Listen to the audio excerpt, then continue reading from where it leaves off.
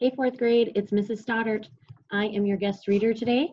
I am going to be reading the next 10 pages of Harry Potter and the Sorcerer's Stone. I'm super excited to read this story because it was the story that got me into loving reading. My teacher read it to me in fourth grade when it first came out. Yes, I'm that old, or not. I'm going to read to you out of my illustrated version. I'm wearing my sorting hat. I've got my wand, and I am ready and excited. Hey to all my old first graders. If you were my first grader, you get extra credit points today.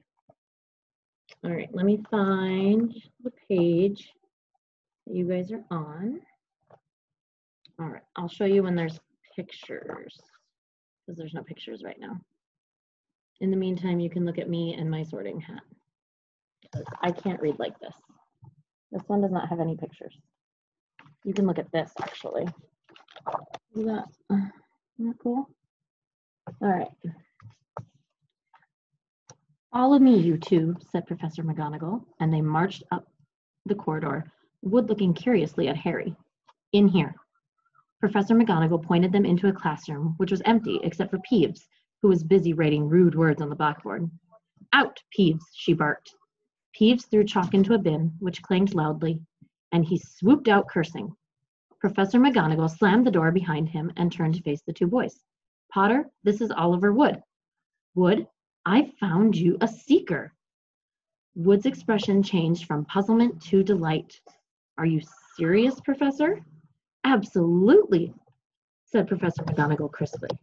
The boy's a natural. I've never seen anything like it. Was that your first time on a broomstick, Potter? Harry nodded silently. He didn't have a clue what was going on, but he didn't seem to be being expelled, and some of the feelings started coming back to his legs. He caught that thing in his hand after a 50-foot dive, Professor McGonagall told Wood. Didn't even scratch himself. Charlie Weasley couldn't have done it. Wood was now looking as though all his dreams had come true at once. Ever seen a game of Quidditch, Potter? He asked excitedly. Wood's captain of the Gryffindor team, Professor McGonagall explained. He's just the build for a seeker, too, said Wood, now walking around Harry and staring at him. Light? Speedy? We'll have to give him a decent broom, Professor. A Nimbus 2000 or Clean Sweep 7, I'd say. I shall speak to Professor Dumbledore and see if we can't bend the first-year rule. Heaven knows we need a better team than last year. Flattened in that last match by Slytherin. I couldn't look Severus Snape in the face for weeks. Professor McGonagall peered sternly over her glasses at Harry. I want to hear you're training hard, Potter, or I may change my mind about punishing you. Then she suddenly smiled. Your father would have been proud, she said. He was an excellent Quidditch player himself. You're joking. It was dinner time. Harry had just finished telling Ron what had happened when he'd left the grounds with Professor McGonagall. Ron had a piece of steak and kidney pie halfway to his mouth, but he'd forgotten all about it. Seeker, he said, but first years never. You must be the youngest house player in about a century, said Harry, shoveling pie into his mouth. He felt particularly hungry after the excitement of the afternoon. Wood told me. Ron was so amazed, so impressed, he just sat and gaped at Harry. I start training next week, said Harry. Only don't tell anyone. Wood wants to keep it a secret. Fred and George Weasley now came into the hall, spotted Harry, and hurried over. Well done, said George in a low voice. Wood told us. We're on the team too. Beaters. I tell you, we're going to win that Quidditch Cup for sure this year, said Fred. We haven't won since Charlie left, but this year's team is going to be brilliant. You must be good, Harry. Wood was almost skipping when he told us. Anyway, we've got to go. Lee Jordan reckons he's found a new secret passageway out of the school. Bet it's that old one behind the statue of Gregory the Smarmy that we found in our first week. See you. Fred and George had hardly disappeared when someone far less welcome turned up. Malfoy, flanked by Crabbe and Goyle. Having a last meal, Potter? When are you getting the train back to the Muggles? You're a lot braver now that you're back on the ground and you've got your little friends with you, said Harry coolly. There was, of course, nothing at all little about Crabbe and Goyle, But as the high table was full of teachers, neither of them could do more than crack their knuckles and scowl. "I'd take you on any time on my own," said Malfoy. "Tonight, if you want. Wizard's duel. Wands only, no contact." "What's the matter? Never heard of a wizard's duel before, I suppose?" "Of course he has," said Ron, wheeling round. "I'm his second. Who's yours?" Malfoy looked at Crabbe and Goyle, sizing them up. "Crabbe," he said, "midnight all right? We'll meet you in the trophy room. That's always unlocked." When Malfoy had gone, Ron and Harry looked at each other.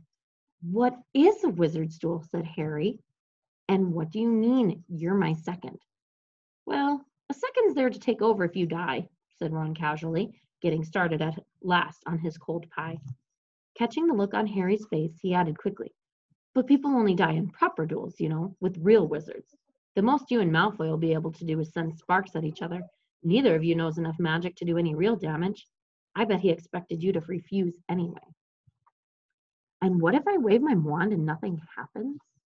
"Throw it away and punch him on the nose," Ron suggested. "Excuse me." They both looked up. It was Hermione Granger. "Can't a person eat in peace in this place?" said Ron. Hermione ignored him and spoke to Harry.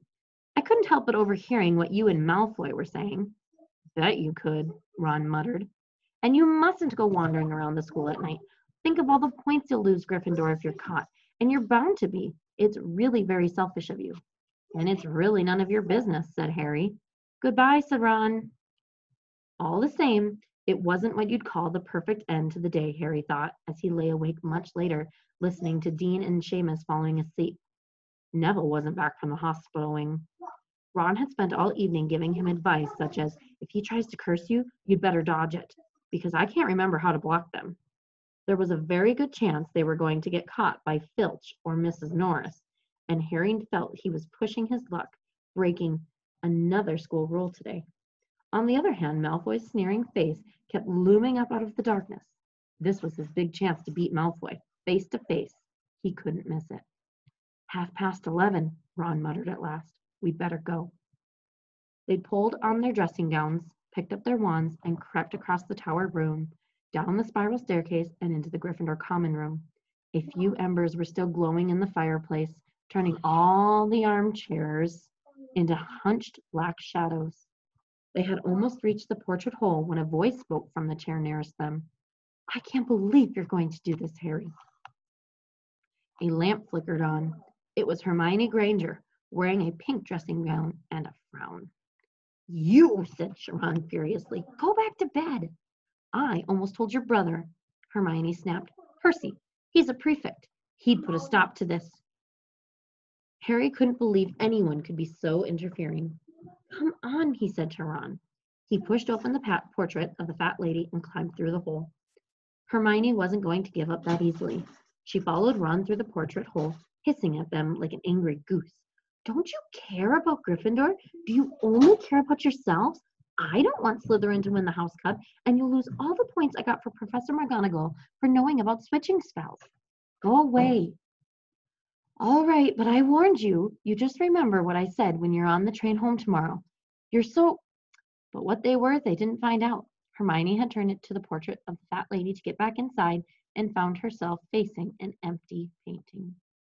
The fat lady had gone on a nighttime visit, and Hermione was locked out of Gryffindor Tower. "Now what am I going to do?" she asked shrilly. "That's your problem," said Ron. "We've got to go. We're going to be late." They hadn't even reached the end of the corridor when Hermione caught up with them. "I'm coming with you," she said. "You are not. Do you think I'm going to stand out here and wait for Filch to catch me? If he finds all three of us, I'll tell him the truth, that I was trying to stop you and you can back me up." "You've got some nerve," said Ron loudly. "Shut up, both of you," said Harry sharply. "I heard something." It was a sort of snuffling. "Mrs. Norris?" breathed Ron, squinting through the dark. It wasn't Mrs. Norris. It was Neville. He was curled up on the floor, fast asleep, but jerked suddenly awake when they crept nearer. "Thank goodness you found me. I've been out here for hours. I couldn't remember the new password to get into bed." "Keep your voice down, Neville. The password's pig snout, but it won't help you now. The fat lady's gone off somewhere." "How's your arm?" said Harry. Fine, said Neville, showing them. Madame Pomfrey mended it in about a minute. Good. Well, look, Neville, we've got to be somewhere. We'll see you later.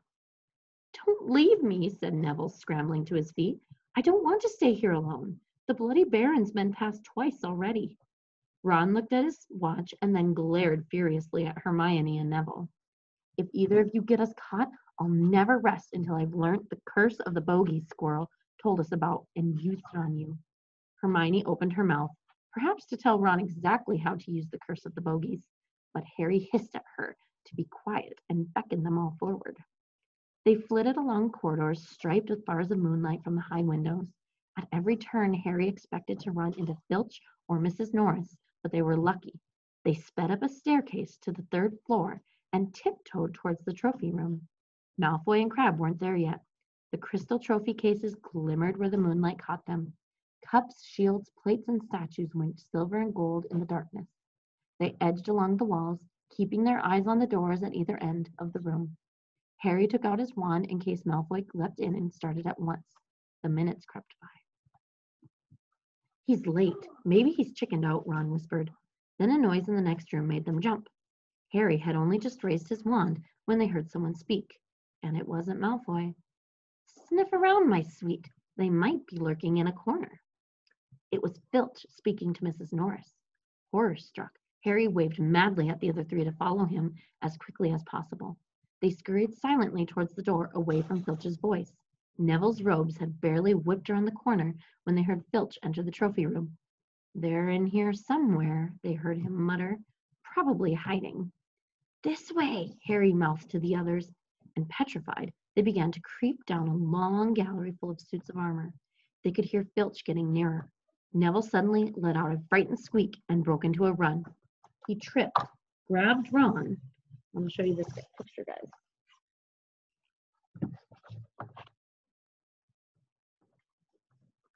I can't see. Pictures of the suits of armor in the trophy room. And you can see Harry, Ron, Hermione, and Neville in the backgrounds, shadows.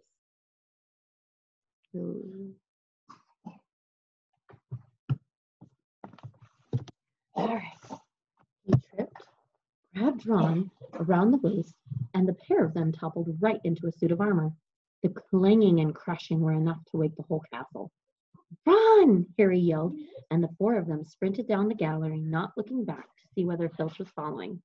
They swung around the doorpost and galloped down one corridor, then another. Harry in the lead without any idea where they were or where they were going. They ripped through a tapestry and found themselves in a hidden passageway, hurtled along it, and came out near their charms classroom, which they knew was miles from the trophy room. I think we've lost them, Harry panted, leaning against the cold wall and wiping his forehead. Neville was bent double, wheezing and spluttering. I told you, Hermione gasped, clutching at the stitch in her chest. I told you. We've got to get back to Gryffindor Tower, said Ron, quickly as possible. Malfoy tricked you, Hermione said to Harry. You realize that, don't you? He was never going to meet you. Filch knew someone was going to be in the trophy room. Malfoy must have tipped him off. Harry thought she was probably right, but he wasn't going to tell her that. Let's go. It wasn't going to be that simple. They hadn't gone more than a dozen paces when a doorknob rattled and something came shouting out of a classroom in front of them. It was Peeves. He caught sight of them and gave a squeal of delight. Shut up, Peeves. Please, you'll get us thrown out. Peeves cackled. Wandering around at midnight, icklefirsties. Tut, tut, tut.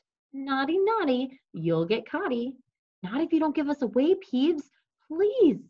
Should tell Filch I should, said Peeves in a saintly voice, but his eyes glittered wickedly. It's for your own good, you know. Get out of the way, snapped Ron, taking a swipe at Peeves. This was a big mistake. Students out of bed, Peeves bellowed. Students out of bed, down the charms corridor. Ducking under Peeves, they ran for their lives right to the end of the corridor, where they slammed into a door, and it was locked. This is it, Ron moaned as they pushed helplessly at the door. We're done for. This is the end. They could hear footsteps, Filch running as fast as he could towards Peeves' shouts. Oh, move over, Hermione snarled. She grabbed Harry's wand, tapped the lock, and whispered, "Alohomora." The lock clicked and the door swung open. They piled through it, shut it quickly, and pressed their ears against it, listening. "Which way did they go, Peeves?" Filch was saying. "Quick, tell me." "Say please. Don't mess me about, Peeves. Now, where did they go?" "Shan't say nothing if you don't say please," said Peeves in his annoying sing-song voice. "All right, please. Nothing. Ha ha. Told you I wouldn't say nothing if you didn't say please. Ha ha ha." And they heard the sound of Peeves whooshing away and Filch cursing in rage. "He thinks this door is locked," Harry whispered. "I think we'll be okay." "Get off, Neville." For Harry, hold on, I got a notification. Okay. "Get off, Neville." For Neville had been tugging on the sleeve of Harry's dressing gown for the last minute.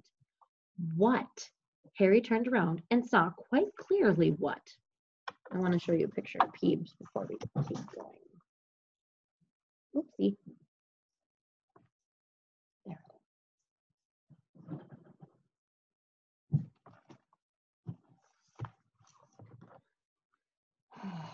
Get my pointer. Harry turned around and saw quite clearly what. For a moment, he was sure he'd walked into a nightmare.